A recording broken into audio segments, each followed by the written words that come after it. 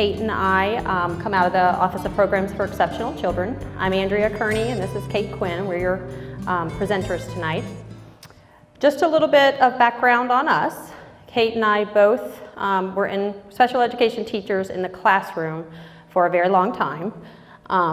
Years ago we came out of the classroom and we currently serve the role of behavior specialists out at OPEC, which is the Office of Programs for Exceptional Children. So not just as classroom teachers, but as specialists, we use a lot of the things that we'll be showing you tonight in schools, and hopefully you guys can learn how to adapt some of this for the home environment. And can I have just a show of hands so that it can help guide our discussion a little bit? How many of you guys are here thinking about an elementary age child? Okay. How about middle school and high school? Okay, so not as many high school, but so we'll try to gear some of our conversations keeping that in mind, but it's also going to be really important for you to think about being flexible with some of the supports that you see, because there's a lot of ways of adapting and modifying those to better fit your needs. One other, kind of characteristic that Kate and I possess, not just our professional backgrounds, but we also both have 2 children. And maybe like you, we have 2 very different children from each other. We have one child who is very organized and very structured and kind of keeps their life on track relatively independently of supports from us. And then we also have a child who very much relies on a lot more supports and kind of has a lot more of characteristics of disorganization and inattention and that type of thing. So some of these, as I've learned professionally, I've also tried to figure out how to adapt and work some of these into my home environment as well. So we are going to ask if you guys could hold questions till the end. We will definitely have time, and then Kate and I will be available at the conclusion if you have anything kind of specific or personal that you'd like to discuss. We will certainly be around. Okay? We're kind of navigating a microphone. The microphone stand didn't work, and the clicker and paper, so I'm going to do my best. Okay. Okay, so our learning targets tonight are to understand the skill deficits related to executive functioning. And we're going to go into some details about what that is, so I'm just going to cover that bullet right now. We're going to reflect on environmental modifications and visual teaching strategies and how they may relate to my child, your child. And we're going to review additional resources available to address these deficits. Hopefully everybody got the packet of handouts. Okay, so why use visuals? I'll give you a minute. I don't want to read, but I'll give you a minute just to kind of review this information.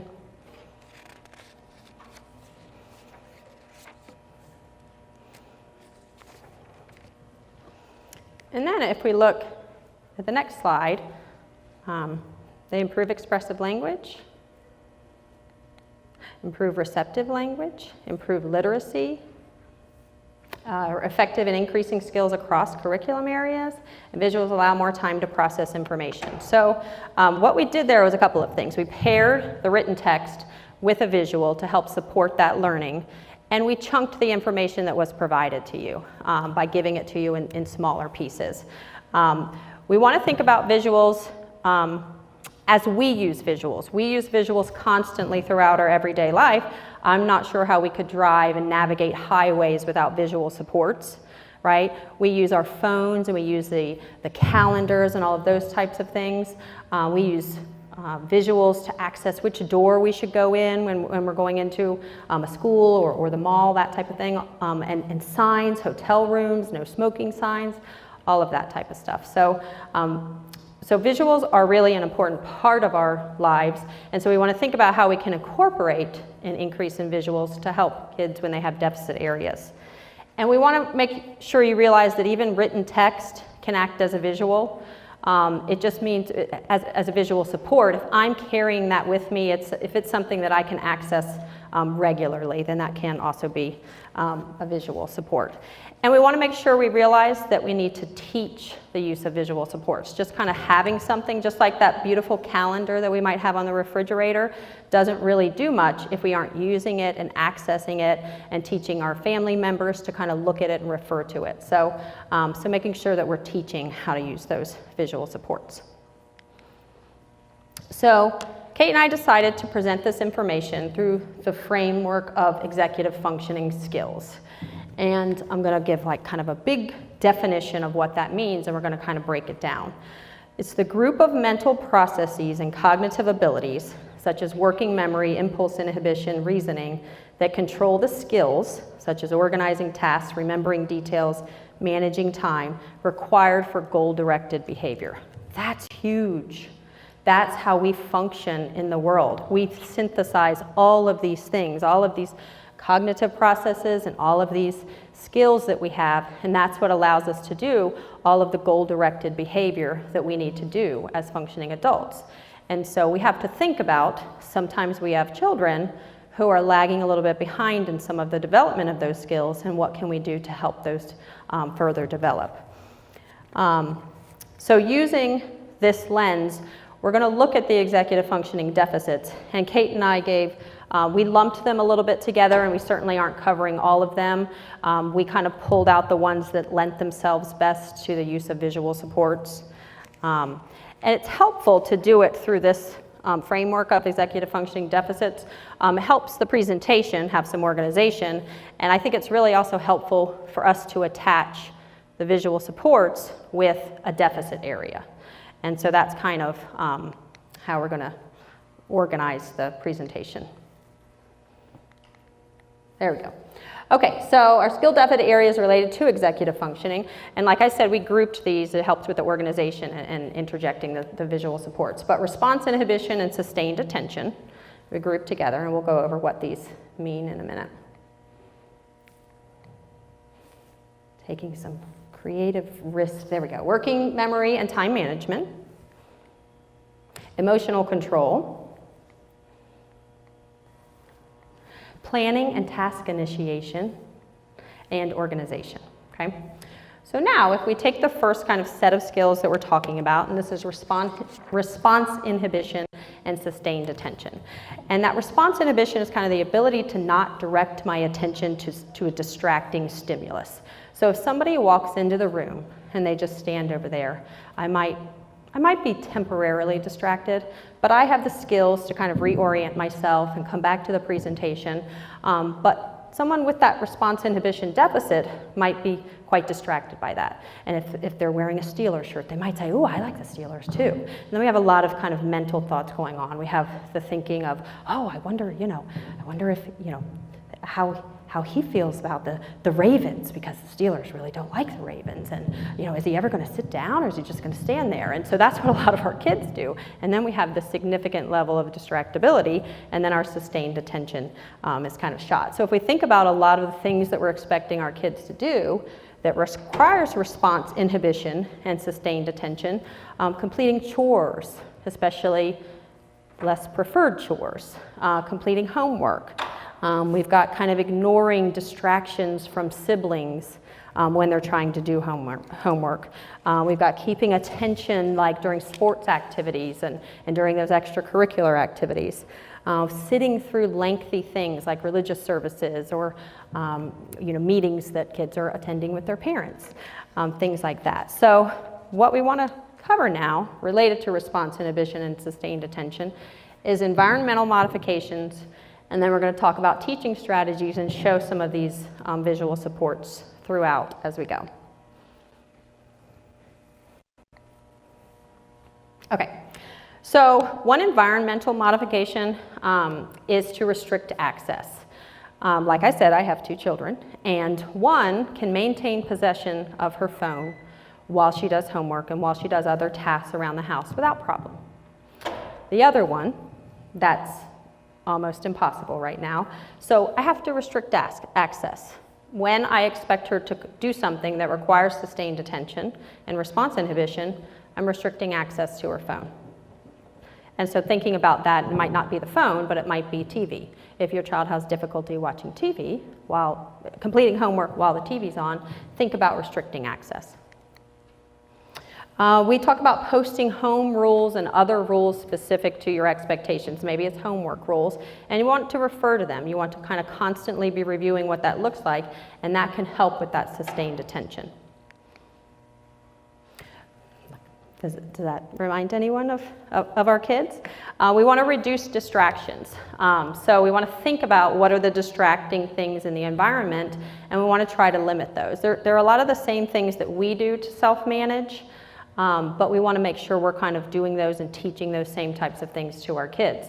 And so that might be that it's, you know, they aren't seated next to the window when they're doing homework. It might be that you play some white noise in the background so that helps if you're in an environment where there is noise.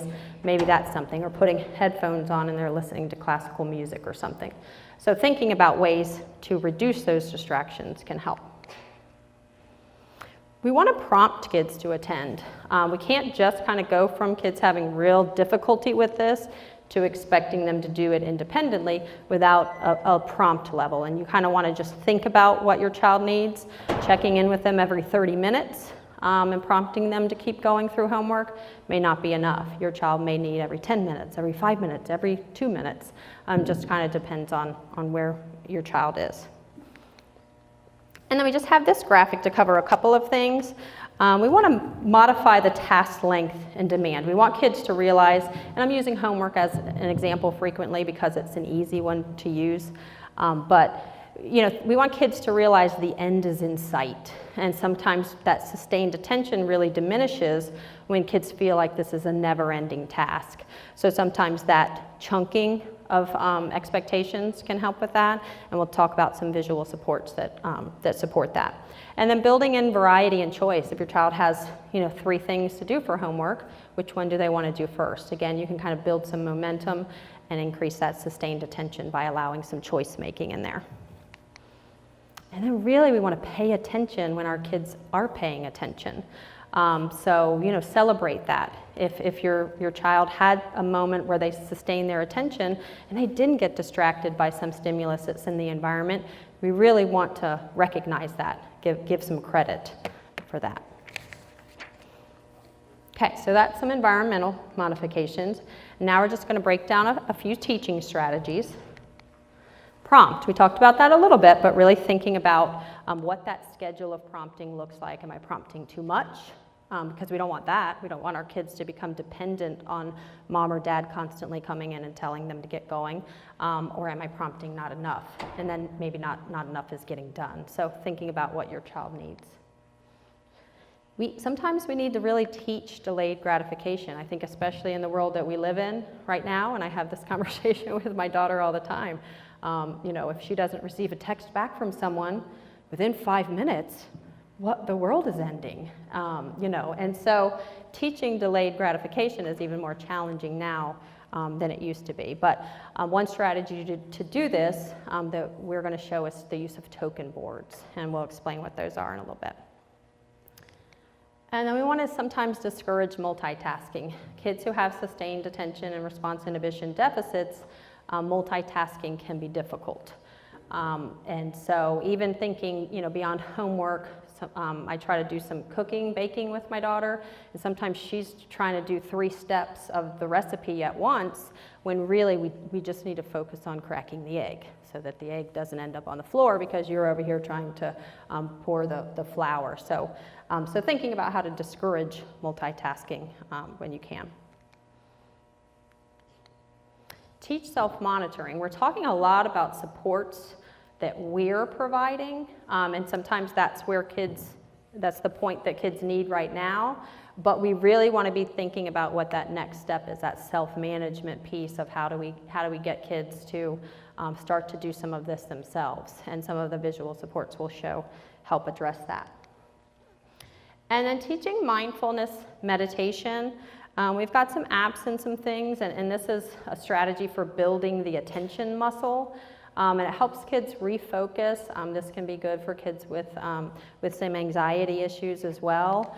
And taking those kind of mini breaks that, again, kind of help refocus that attention can be helpful. And Kate has an example she'll share later about kind of practical use of that. Okay, so this is one visual support, and this is just a countdown.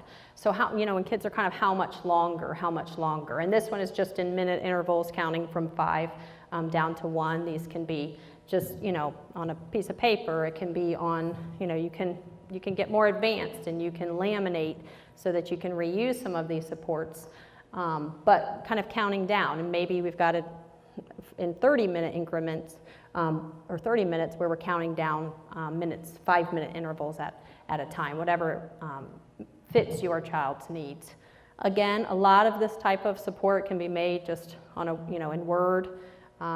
You can add visuals to it if that's at your child's level, but again, just kind of the structure and written text can act as visuals as well.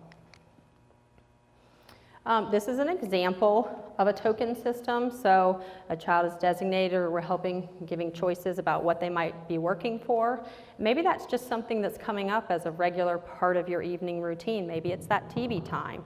But to show a child the build up to when they're going to access the TV time, we might have some rules and some expectations, and then we're just delivering checks in 5-minute intervals or 10-minute intervals, however long, or every time mom or dad comes to check on you, if you're doing those two things, you'll get a check and then you'll earn your TV time or whatever that is. And this is another one very similar, again, kind of teaching a child we're going to work in 10-minute chunks, and we're going to, you know, give yourself a check, or mom and dad will give you a check, and that's the lead up for you to realize that you access that break. These can all be customized, and the nice thing about these is it relates really well to self-management. When you first start using these, it might be mom or dad delivering the checks, checking in and gauging how things are going, but over time, with the use of timers that we'll talk about soon as well, we can really teach a child, set the timer for 10 minutes, work, sustained attention to your work for 10 minutes, give yourself a check, and then that, again, that's a visual way of showing the lead up to that break.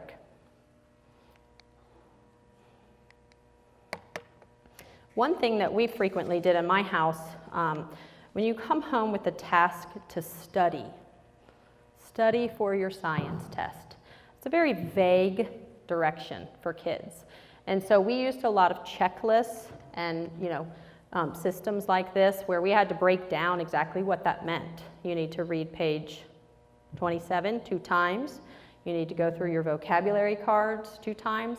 So we had to kind of use checklists. And then, you know, kind of maybe a preferred activity would be at the end of that checklist as well. Okay, so now related to response inhibition and sustained attention, we're going to talk about some apps.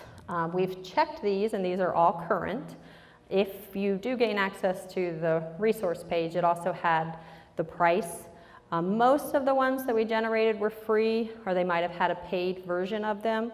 Certainly not all, but some of them did. So this is Chore Monster, and this would replace your traditional like chore charts, the printed kind. And so this, you know, just kind of having something on an app related to technology sometimes just automatically increases motivation. You know, to do those less preferred tasks. The parent can set the chores, they can set the values, they can designate due dates if you need the chores done by a certain date, and it's a good system. It embeds the choices for the kids so they can pick which chores they want to work on, and it really helps to teach kids accountability and meeting expectations and build some self-confidence as they get through some of those. This is an app called Lickety Split, and unlike your traditional timer, it has kind of some more fun spins. It's kind of a fun beat the clock game, so if you have students who, or kids who kind of like that, let's see if we can beat the clock. It's got that. It also has accelerating classical music. So this is especially good for kids who traditional timers, they're just really not understanding the passage of time really well yet. So traditional timers aren't really helping. Something like this, or anything that gives kind of a visual or an extra auditory cue that helps them understand the passage of time can be helpful. It also incorporates an animated hourglass. So again, you've got a lot of layers of interest and motivation in there. Okay, this one is called iReward Chart, and each person has their own. So if you have multiple kids that you wanted to use this with, you can set up a chart for each child in your family. It runs from Sunday through Saturday. It just allows you to customize. It's got kind of a bank of things that you can choose, or you can customize it. I think the benefit of this one is that it goes beyond chores. You can kind of focus on some habit-changing types of things, like, did I eat less junk food today? Or did I show an act of kindness? And as well as, did I clean my bathroom? So it kind of gives you a variety versus just focusing on the chores. You just tally the stars, and one added feature that I think is great is that it has a lock code. So that for those kiddos who like to take mom's phone and maybe give themselves some stars, that lock code kind of prevents them from freely accessing that one. And this is one of many apps related to mindfulness meditation. And on the website mindful.org, I just pulled off 4 that were recommended. And again, I mentioned this, but kind of helpful for kids who kind of have some anxiety types of symptoms as well. Most of the mindfulness meditation apps have a bank of free, like a free library, and then the option to purchase more or subscribe. But one is Insight Timer, and that has more than 4,000 guided meditations, different timers. The one is called Aura, and that one, each day they send you a new customized, personalized meditation. And then one that I think is really good, especially if we're just in the early stages of teaching kids about mindfulness meditation, is called Stop, Breathe, and Think. And that has a lot of teaching tools on it, where we're breaking down what mindfulness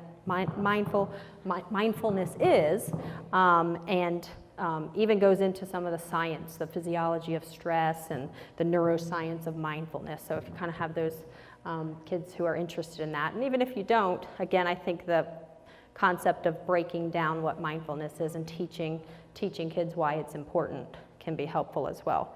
And then the 4th one is called Calm, and a lot of these have a way to set a timer. Some of the meditations are quite lengthy, like up to 30 minutes, but you can set timers for some of them. Again, the purpose of these is kind of refocus, anchor kids back to where they're a little bit more ready for that task that we're asking them to complete. Okay, and the next couple, my token board, and we did the picture so that if you actually look for them, this is the picture that represents the My Token board. This one's just called Token Board, and this one is called I Am Working For. So the idea of token systems or token boards is that kids are working for something. Again, sometimes to teach some of this, we do have to use some extrinsic reinforcers. Kids may not necessarily be motivated to do all their homework or motivated to complete the chores that they have to do. So sometimes token boards can be really powerful ways of increasing motivation. And really, it's just that kids are earning these little indicators of success along the way that helps them realize, hey, I'm showing some progress. I'm getting there. I only have one more star to go before I get my pizza. Transitioning to some of these technology-related supports is powerful for kids. They're, in a technological world, they're using technology all the time. And so shifting from some of these supports that we're printing and laminating and using Velcro with to some of these types of supports can be really helpful for kids. Okay, so that covers response inhibition and sustained attention. So the next 2 that we group together are working memory and time management. There's when we think about executive functioning deficits, really perfectly functioning adults still have issues in these deficit areas. I know a lot of people who have time management deficits. And so we want to think about, and that's where some of the surveys and questionnaires that you have can help you really figure out, what should I target for my child first, or what are the biggest deficit areas. So if we talk about working memory, it's that ability to hold information in memory while performing tasks. There's a lot of kind of little, either tests or strengthening exercises that you can do. And, you can have your child go upstairs and get mom a book, a shoe, and a hairbrush. And they have to hold on to that information, go and complete the task, and then bring it back to you. If you want to get more advanced, go get a hairbrush out of your sister's room, get a shoe that looks dirty, and get a book that you could read to a young child. So you can get kind of more advanced with that, but again, it's testing and kind of doing exercises that has kids retain some information while completing a task is a good strengthening exercise.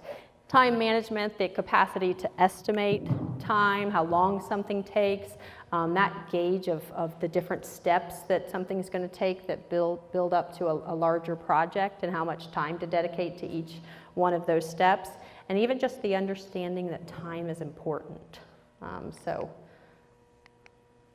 So we talk about memory tricks, related to some of this. And this is, the use of mental imagery, a lot of the stuff that we kind of just do naturally, that sometimes we have to think about how to teach our kids. Forming pictures in your mind to help you, or making associations with things that help you remember facts and remember things that you need to hold on to. Visual support. The use of things like agendas and calendars and checklists and clocks and alarms and timers, and all of those are environmental modifications that can help with that time management. And then we really need to work with kids. Sometimes I'm certainly guilty as a parent of kind of setting those schedules up and setting those timelines up for them, but we really need to work on incorporating our kids to make those timelines and to do it with us, because that's part of the teaching process. And prompt them, as they go, as much as needed to kind of complete those scheduled steps. So our teaching strategies. Directions and past experience, and prompt them to access it. So, if your child is struggling to follow multi-step directions, then make sure you're breaking it down. And if you give a two-step direction, ask them to tell you what you ask them to do. So being able to repeat it back to you is another step that can help with that working memory piece. If they forget, say, remember after, give them those clues. Remember after you do this, what was the next thing? So getting them to, again, access their own rather than just telling them every step. Generate options for reminders. We really recommend that you guys incorporate your kids with this, because it doesn't usually help to create a support and have a support that your child doesn't necessarily have buy-in. So sometimes maybe having some options or just sitting down with them and talking about that can be helpful. Mentally rehearse the association between a cue and your working memory. So what this means is that it's easier to retrieve information when it's been paired with a cue. So one example is the acronym HOMES. I haven't learned about the Great Lakes in many, many, many, many years, but I can still tell you the name of the Great Lakes because of HOMES. Lake Huron, Ontario, Michigan, I hope I'm right, Michigan, Erie, and Superior. Is that right? Anybody know? But I've connected that information with a cue that made it a lot easier to remember that over many, many, many, many years now. Maybe it's just something simple like Miss Hughes has red hair. So now I've connected Miss Hughes with red hair, and that gives me another cue to help me remember that information. So when we can do that, it can be helpful. Help children learn what time means. This is where we can kind of have some fun at home, especially with younger children. How long do you think it would take to do this? Let's time you and see how long it takes you to do this. And so having those real life experiences gives children a better idea of what time means. It's kind of like money, kids having a real unrealistic sense of money. Still, I ask my 12-year-old how much a house cost. $5,000. So time can be very similar to that, and they just don't necessarily always have a realistic understanding of what time means. So practice. And help them follow schedules. Most of us, as perfectly functioning adults, rely on schedules. We rely on lists and checklists. And so teaching our kids and practicing with them how to use those can be a real lifelong skill. So the more organized we are in our lives, we're modeling for them, and we're teaching them to use those same supports that help us function.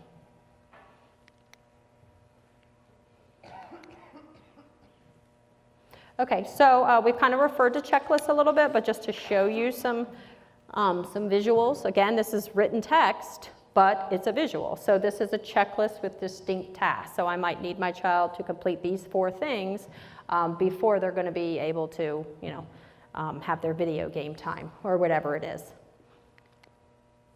This is a little bit more specific. This takes the one step of loading the dishwasher and it breaks it down.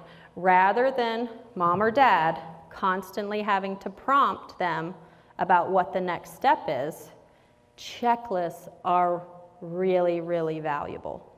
The child now can refer back to the checklist when they need it rather than relying on our prompt. And sometimes we just might need that for, the activities that we need to do. Again, if you're a parent who has to have, okay, it's time to do this step in the morning, it's time to do this step in the morning, then you really probably want to consider the potential for visual schedules and visual checklists. Gives the kids something to refer to. And these, there's just a million different ways to make these and really customizing them. My children have grown up on things like these just by default because that's my profession. And my daughter, the less organized one, clean your bedroom has no meaning to her. But when I break down what the expectations are, then we have a whole lot greater success. And accountability. I think I'm gauging what is laziness versus what is I genuinely don't fully understand the steps of cleaning my room. So those are some visuals. Okay, and then we've got timers. So timers, especially visual timers, again, if we have children who aren't fully grasping the concept of time, and I just set a timer for 10 minutes, that's not quite as helpful. The one on the left is called the time timer, and again, it shows the decrease of time, because the red diminishes. I believe that's an app as well, time timer? Yes, okay. And then just some other fun ones that, again, allow kids to visually see the passage of time. A few more apps. This one on the left is called ChoiceWorks, and I really like this because it's more than just a schedule, even though it's kind of advertised a little bit as a schedule, but it works on helping kids wait. It works on feelings. It has checklists. It has storyboards. So it has a variety of things within that.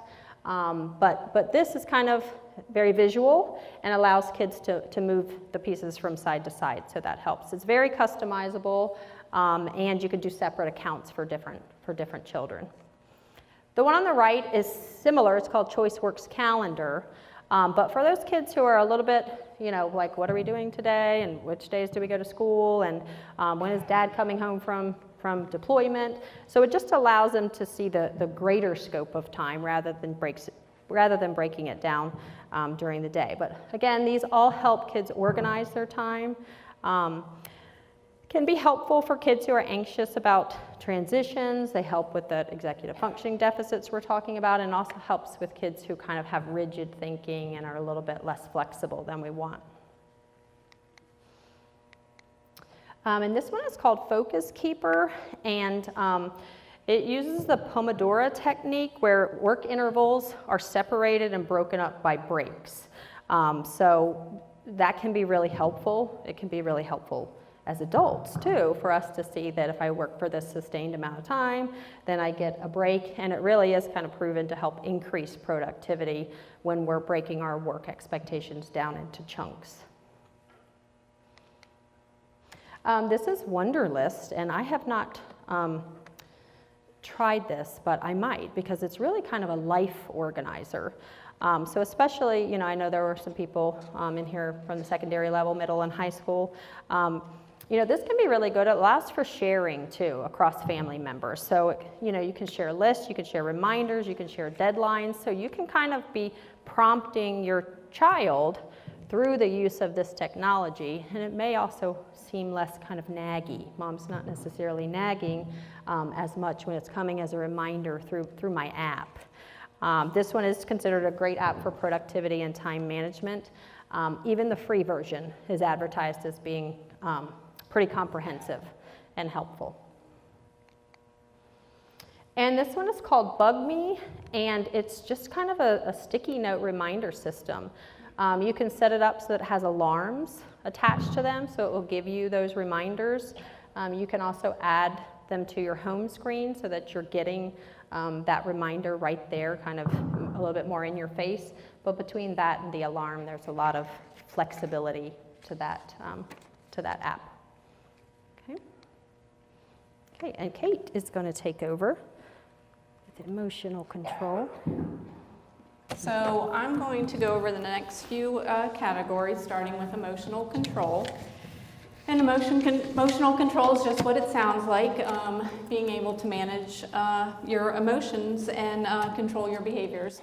And I think sometimes we don't think of using visual supports with emotions, and this is a time where a lot of times, especially as teachers and as parents, we'll just talk to our children about these situations, and this is when we really can use a visual support to help them, and we'll give you some examples for that.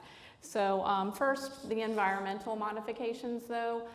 The first one is just to reduce or eliminate the triggers if you can.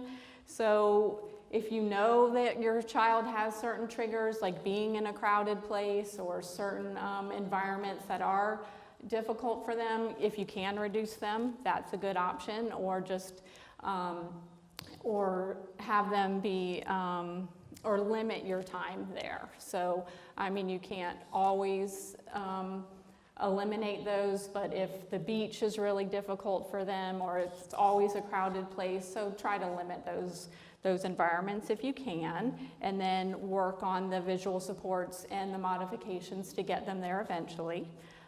Give your child a script to follow, and we'll give you some visual supports to support that, and some scripts that you can use, and prime them for those situations, because we can't avoid every situation that we're going into, but prepare them for them and give them some coping strategies before they enter that situation.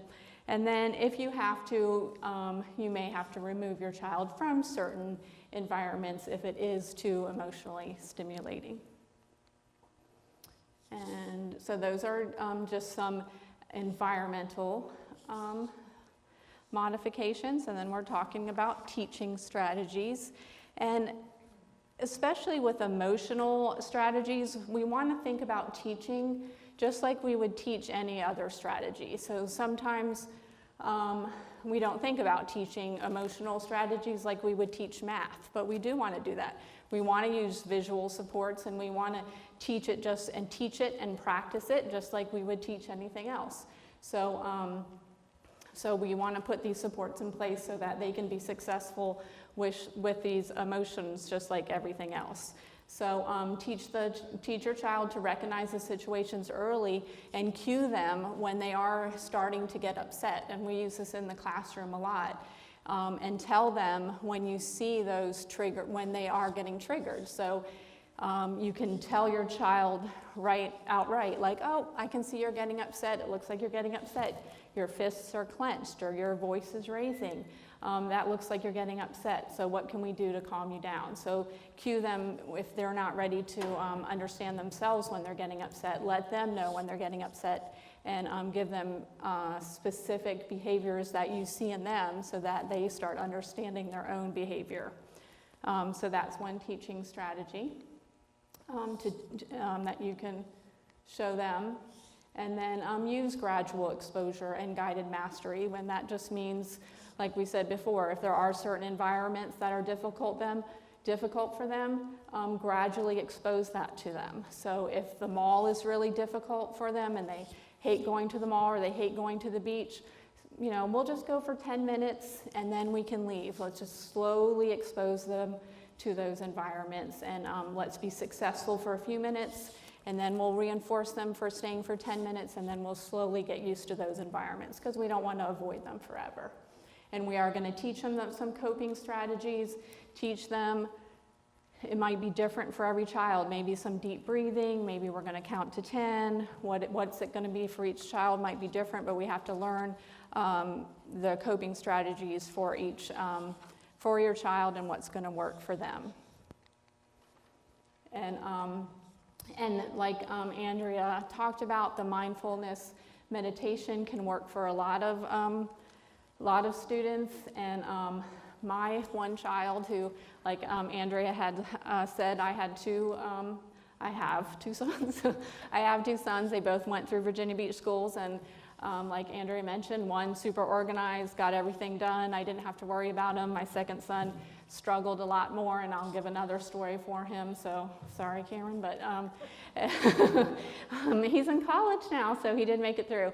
But looking back now, hindsight's 20/20. Like, I probably should have helped him a lot more. But he, and just like a few weeks ago, he has started doing meditation on his own in college to sort of help him through anxiety and get himself organized at the beginning of the day, and it's really working for him. I probably should have taught him that a long time ago, but anyway, so it is helping him, and he is using some of the apps on his phone, and it's talking him through it. So, but they, and in one of the elementary classes I'm in, they actually do it as a class. They do some yoga and some like calming strategies too. It can work for a lot of students and children to sort of get them centered, so it really does work. So here are some visual strategies for working on emotional control, and there are so many out there. And just like Andrea was talking, just using visual supports to teach students so many strategies just really helps them process the information and understand what you're trying to teach. And most of us are visual learners, so there's a lot of them out there, and you can see what your child might respond to. So this one is called the My Hard Times board. And again, you just list the triggers, like what are my triggers? And one of the examples is my mom gets home from work. What can't I do? I'm not going to yell at my mom when she gets home, but what am I going to do? I'm going to tell my mom I miss her, ask her to come sit with me. So instead of maybe I'm getting my mom's attention by just yelling at her when she gets home, but what can I do? I can just go up and talk to her, ask her to read me a book.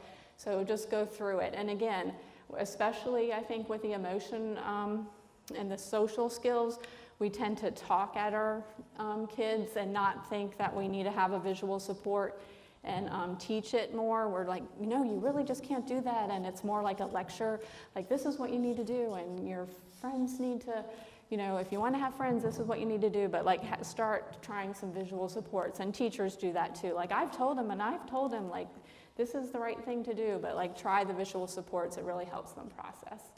And then when you need a break, I have a visual for the break. Teaching kids to take a break is a really functional skill for them as a replacement behavior, because a lot of times they have emotional outbursts and inappropriate emotional behaviors because they do just need a break from a situation and they don't really know how to communicate that. So teaching them, like you're upset, again, teaching them to recognize you're feeling upset, it looks like you're overwhelmed, So take a minute, go to your room for 5 minutes and take a break. Just walk outside. If you're in a social situation, just walk away from the crowd for a minute, take a walk outside for 5 minutes, find a way to take a break for a few minutes, gather yourself and come back, and teaching how to, I mean, I'm an introvert, and if I'm at a party for too much longer, I take a break, like, oh, I'm just going to the bathroom, or I'm going to step outside, or, you know, a lot of us need breaks from social situations. Okay. And again, teaching them the calming down strategies. It's nice to have the visuals and giving them the options and see what they respond to. These visuals show them some choices. What am I going to do when I need to calm down? Do I want to talk it out? Do I want to walk away? Should I wait and cool off? Do I need to apologize? If it's a social situation, do I need to just tell the person to stop instead of starting to scream? What are my choices? So again, just having a visual with their choices and what do I need to do. The visual on the right is from a resource called The Zones of Regulation, and the author is Michelle Garcia Winner, and she has a lot of really good social resources, and I like these resources, and she teaches you your feeling zones, like what zone are you in, and the goal is to be in the green zone, and in the green zone, and I know it's probably hard to read, but in the green zone you're feeling calm and happy and you feel good. And I like hers because there's a blue zone where you're sort of lower than the green zone, because a lot of the feeling scales are just, you're at the green and you just go up. But it's sort of, you know, sometimes you're lower than green and you're feeling, you know, blue and sad. And so if you're blue and sad, what can you do? Maybe you need to talk to someone so you feel better and you're back to green. And then, you know, the yellow zone, you're feeling, you know, you're feeling a little nervous, you're a little annoyed, so what tools do you need to use to get to green? And the kids can pick their own tools, because what works for one child might not work for the other. And the red zone, you're really angry, so what do you need to get back to yellow and then to get back to green? And again, it's visuals and to show them how they're feeling and what tools they need to use. Okay, and then next we have some scales and thermometers. And again, there's lots of feeling scales and thermometer scales, again, to show a child how they're feeling. And again, use these as teaching tools for your child, and use yourself as a model. And I've had teachers do this, and we've done it in the classroom, and you can do it. Let them know when you're seeing them feeling upset. Oh, it looks like, you know, if it's a 1 through 5 scale, it looks like you're getting to a 2 or a 3. You know, what can we do to get you down to a 1? Or if you're sitting in traffic and getting frustrated, oh, like, look, mom's like a 2 or a 3 right now. This traffic is so annoying. Like, I need to take some deep breaths to get down to a 1. Like, or, you know, so like use yourself as an example, and they can see that, you know, moms and dads get up, you know, their feelings get up to different levels, and show them how you can calm yourself down. And then up at the top, you can see sort of like a token board, like Andrea was talking about, of monitoring yourself, and then you stayed calm, and if you stayed calm for so many minutes, you got a break. And then there's this down here is a contingency map, and this is just another way to reinforce and to show them. It's sort of like a combination of a behavior and social, and teaching them how their behavior works. And you can put anything in this. And so here is just after dinner. If I do these good things, if I do this, clear my plate and wipe the table, good things happen. I'll get computer time. But if I leave my plate and walk away, I won't get computer. And so you can do that with your child, just to work things out and show them that their behaviors have consequences and there's contingencies to what happens. And then this is another good resource, and this comes from a book we'll show you at the end that is all about executive functioning, and it's called SOAR, and it stands for Specify, Observe, Analyze, Respond, and Reflect. and it goes through, and we have an example of going to a buffet restaurant, and it just is a way to go through a social context, because a lot of times if you have deficits in executive functioning, you're not using the social context, social environment to understand social cues. So you don't always look at situations and know what to do. So this is, again, you're looking at, you're analyzing a situation and going through it, and you would do this with a child and go through it to make sure social situations go the way you want them to go. So first you look at the context. So people are eating at a buffet restaurant. So we're looking at a buffet restaurant. So we're going, woo. Okay, well, it's working now. So let me go back a little bit. Wow, that was like, okay. Let me do that carefully. Okay, so based on the environment, what are people doing in this situation? So what are people doing? They're paying first, so what are they doing? They find an empty table and they sit, they go to the buffet and take food without overfilling their plate, and then they go back to their table and sit. What do I need to do to fit into this context? So I should look at the different foods before I decide what to take. If there's a line of people, figure out which way the line is moving before going to the end of the line. And then how should I should respond appropriately? How can I do that? What did I do? I figured out what I wanted to eat and got in line. I noticed some people take a long time in line, and I had to wait patiently, or I can get in a shorter line. So I need to reflect. How did things go? What could I do differently? So it went well. I did take too many desserts, and I couldn't eat them all. So next time, what will I do? I'll take one at a time, because I know I can go back and get more. So this is something you fill out after a social situation, like how I did. So it's just a nice thing. You can put it into place with many, many contexts. Okay, and now some apps to do with social and emotional control. This one is called Stop, Breathe, and Think. And I think maybe you talked about that one. And so that's a meditation and relaxation app. And one of the things they said on the reviews is that there's a whole lot of different voices on it. So people did like that about it. And then this one is called Emotion Touch, and it teaches how to express emotions. And there's a whole bunch of faces, and you can learn to identify emotions and what they mean. And then this is a calm counter, and it's just a way to count down and become calm. And then there's a whole bunch of meditation apps, and this just is related to the same thing that Andrea was talking about. It's just related as well.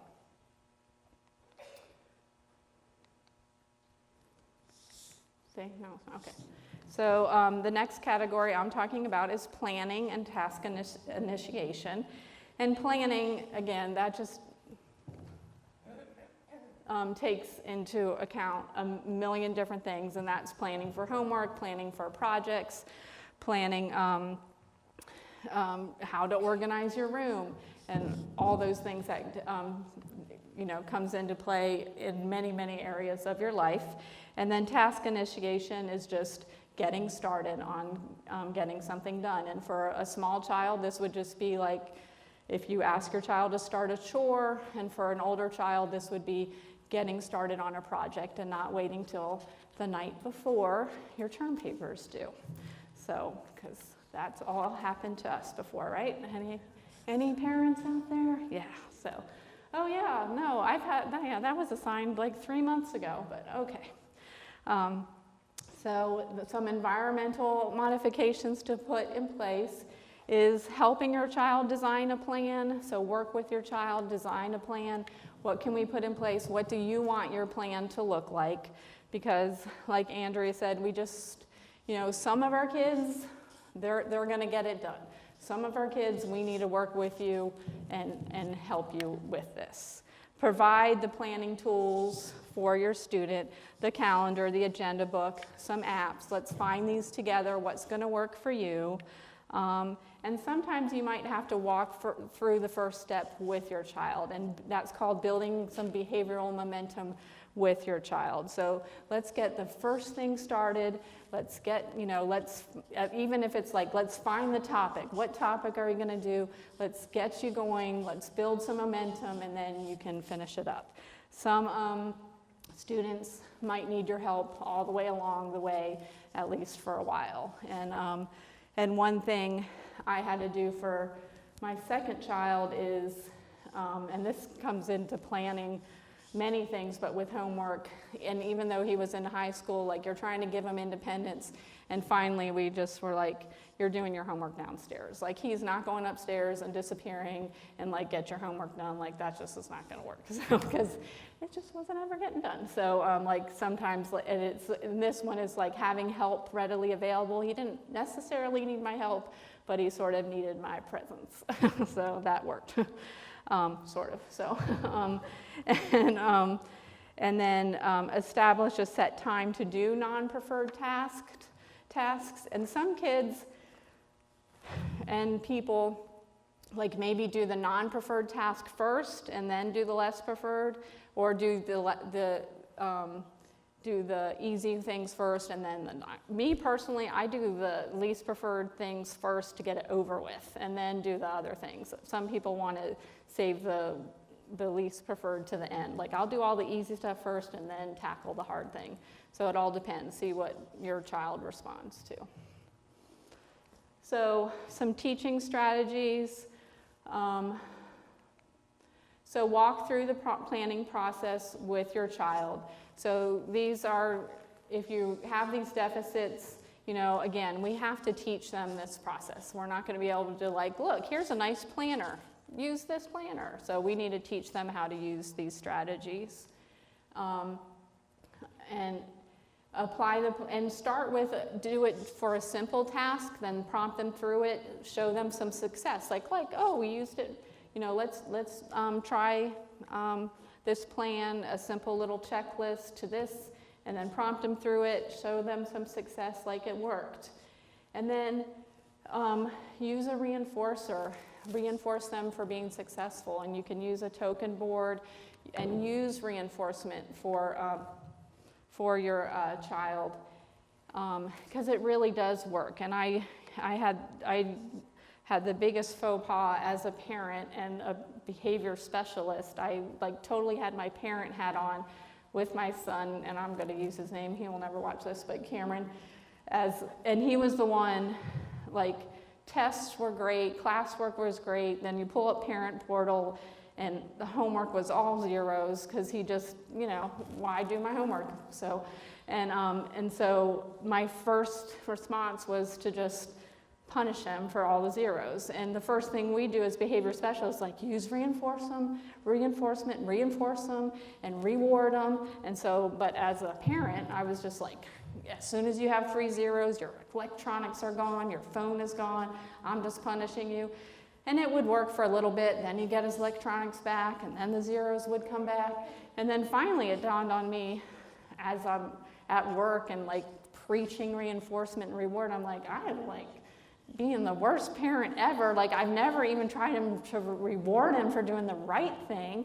And so I went home and I was like, okay, Cameron, let's work on, what do you want to, and he was really into music at the time, what do you want to work for? What's a reward, that you would really want? And so we found a reward. I was like, okay, what's an attainable goal? How about no more than 2 zeros for this long, and you can do it. He was smart, and, he could do it. And you know what? It worked. I was like, God, I should have figured that out a long time ago. So anyway, use reinforcement. Try to, motivate them to do the right thing instead of, and not that you're punishing, I'm sure you are not punishing your child, but get the child to get some buy-in to doing the right thing and stuff. So, bad parent story.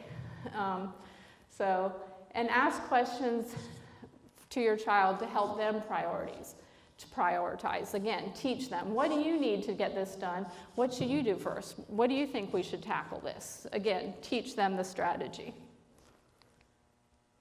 And then Again, help the child make a plan for doing the task, help them initiate. And again, there's a million different checklists out there, but again, if you need to put a visual in place, which a lot of us work well with visuals, if you think there's an executive functioning deficit, or even if there's not, even if they're just struggling, like try a visual and see if it helps. I work better with a visual. How many of you have checklists around your desk? Like I work with a checklist all day long. That's how I get things done, and they'll tell you if I'm in a classroom and I'm talking to a teacher, the first thing I do is write everything down or I'll forget it. So, and that's our visual supports right there. So this one is nice on the left. It has a way like check when it's completed and has a priority level. So you can like decide on which priority level it is. And then the one on the right is a time management plan, the project, and the check. So again, there's a million ways to do it. I would start simply, like some of them get super complicated, but start with just sort of a simple, this is my plan, this is the order I'm going to do it in, is what I would try with. And the homework checklist, the same thing. There's a million different ways that you can do it. See what works with your child, but I would definitely start simple.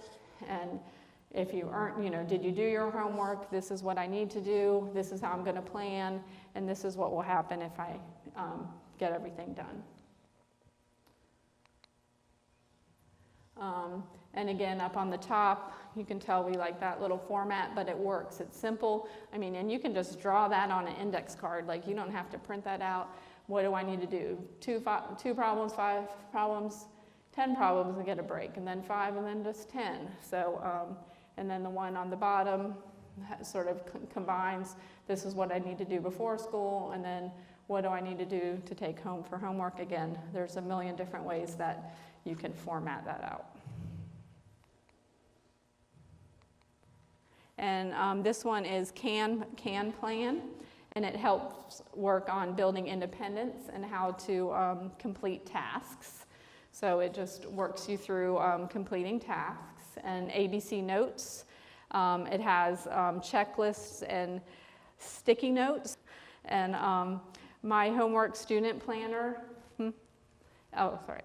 is an electronic student planner, and which is good for our division.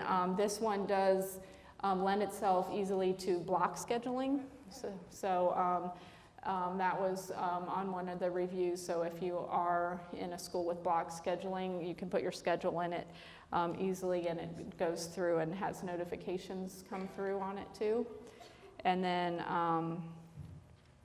then we do is creates and maintains habits. So you can do like put in what kind of habits you want to work on, and it can do daily, weekly, or monthly habits. And then this one is Evernote, which is a personal organizer. That one's been around for a while.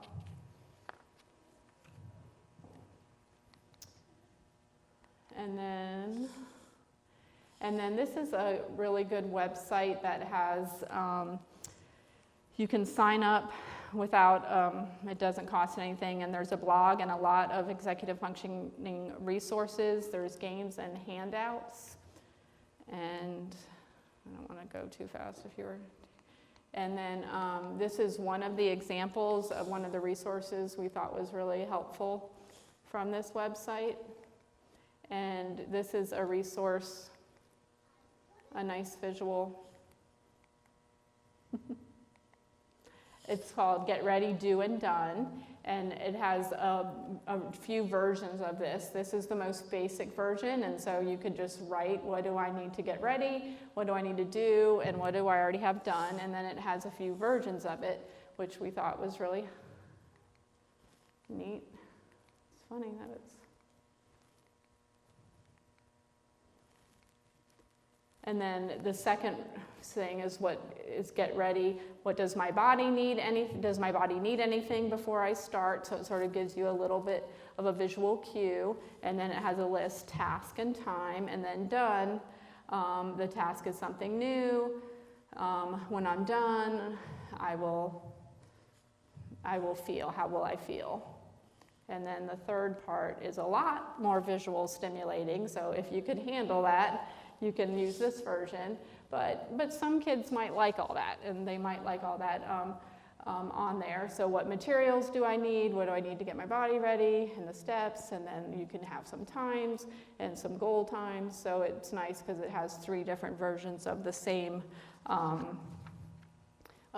support, and you can pick which one would work for you. All right, so the last category we're going to talk about is just organization. And this is just, in general, environmental organization and the ability to create and maintain a system to track your information or materials. And this is just keeping your stuff organized.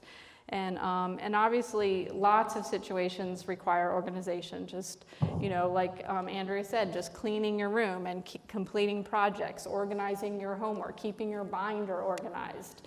So I know lots of kids have the binders with the papers hanging out everywhere and all that, and just keeping, where lots of meetings were like, where is his binder? Like, I don't know. So, just that. So just keeping all your materials organized in general, and how we can help with that. So work with them to create a plan to organize their materials, show them some organizational tools, and have them try them out. What do you like to organize your stuff? Do you want some baskets? What kind of binder do you want? What kind of dividers do you want? Like, have them be a part of it, and just keep your environment structured enough to help them out. So when the environment is organized, they will be more productive. So, you can only control that as much as you can, but the more structured your environment is, the more productive that they will be.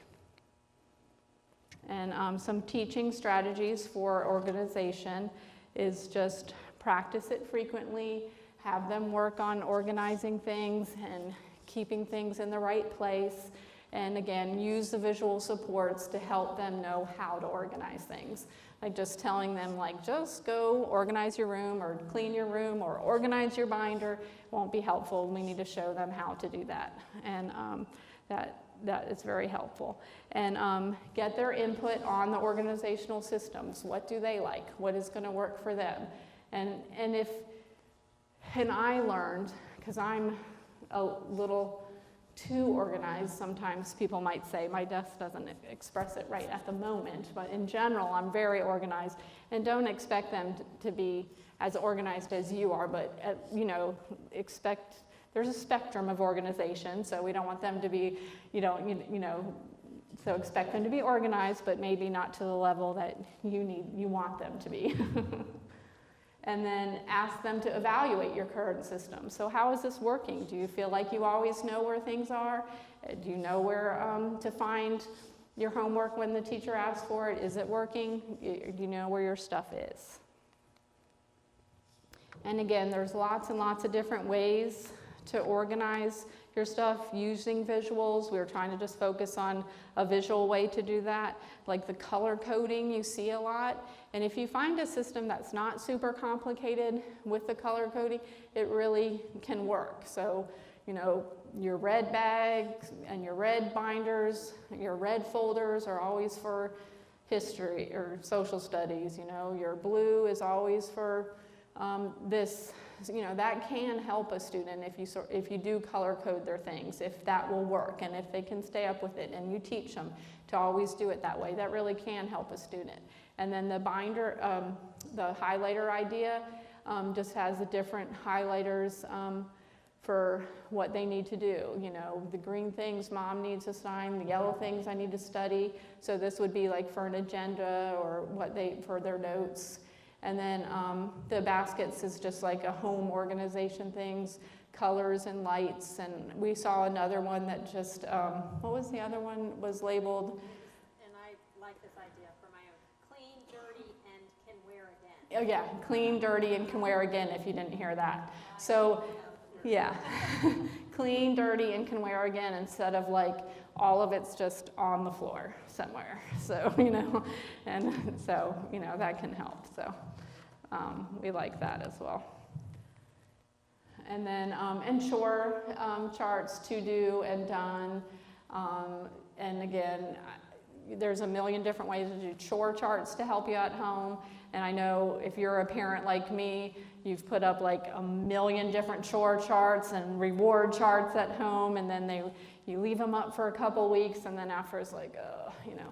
But I think the simplest is the easiest, because, you know, I've done systems that's like, okay, if you get 5 stars a day, and then 25 stars at the end of the week, and then you get, you know, a quarter per star, and then, you know, so just make it simple and easy. And, you know, and that, so that you will keep doing it. Like, you don't want it to be so much more work for you that you're like after a week, you're like, oh my gosh, I can't keep up with that. So just make it easy for yourself. But when it is visual and they can see, like, I'm working towards something and I can earn something for doing it, and I see I'm making some progress, it can be really helpful for them at home. So, and I just like that on the right for tips for studying. Just give them a visual guide. This will help me get organized and ready for studying. Okay, and then these are 2 of the books that we got most of this information from. Flip the Switch is strengthening executive functioning skills, and there are a lot of visuals in there, so it helps. And then Train Your Brain for Success. And to find visuals, I mean, if you, with Google and the internet, it's just awesome now. Pinterest is awesome. And you can really find a lot of visuals if you just know what need you're looking for. And so honestly, we found, like, to find visuals, but these sort of hone in on what deficit you're looking for and what kind of visual you might want.